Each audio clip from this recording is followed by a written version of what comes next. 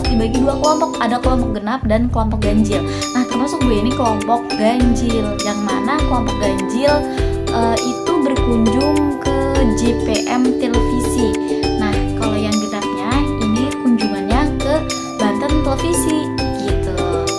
Nah, terus juga pas kita kunjungan ada beberapa poin yang wajib kita tanyakan. Yang pertama itu sistem administrasi, yang dimana sistem administrasi ini mencakup perizinan, dan itu perizinan frekuensi, perizinan IPP, ISR untuk mendapatkan NIB juga. Nah, itu masuknya ke dalam sistem administrasi, termasuk anggaran dana yang akan dikeluarkan termasuknya ke dalam sistem administrasi. Kita menanyakan itu pada masing-masing televisi yang kita kunjungi. Terus yang pertama itu administrasi, yang kedua juga ada aspek program siaran.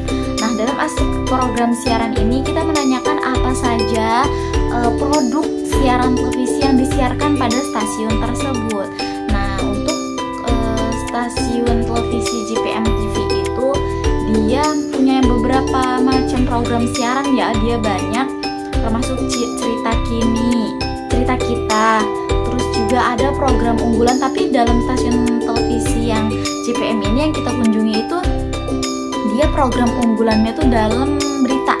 Nah, dan berita, terus juga bebeja atau berita Banten Jakarta, terus juga program Salafi. Nah, jadi JPM ini suka meliput sebuah pondok pesantren Salafi, tapi tanpa adanya komersil di dalamnya gitu. Jadi hanya untuk program edukasi dan informasi buat masyarakat aja, sekaligus mempromosikan pondok tersebut tanpa adanya unsur keuntungan di dalamnya.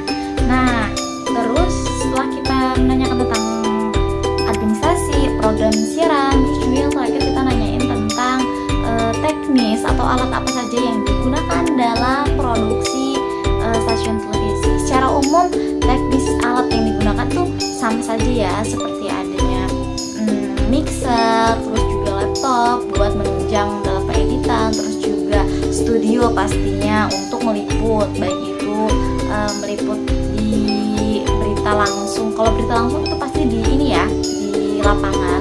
Tapi kalau di studio biasanya itu program-program talk show atau memang berita itu dalam suatu studio. Nah, jadi itu yang kita tanyakan pada kemarin di hari apa ya? Tanggal 12 Desembernya kita kunjungan, dan tanggal 14-nya kita presentasi hasil dari kunjungan yang kita lakukan di masing-masing televisi. Nah, jadi itu learning journal kita pada kali ini. Buat kalian yang masih penasaran atau yang masih bingung nih tentang gimana caranya dari sebuah video yang rekaman sampai disiarkan kepada masyarakat, boleh ikutin terus, atau kalian juga bisa langsung masuk ke dalam mata kuliah produksi siaran televisi ini. Oke, itu jadi learning journal kita pada pertemuan yang ke-15 di mata kuliah produksi siaran televisi pada tanggal 14 Desember 2020.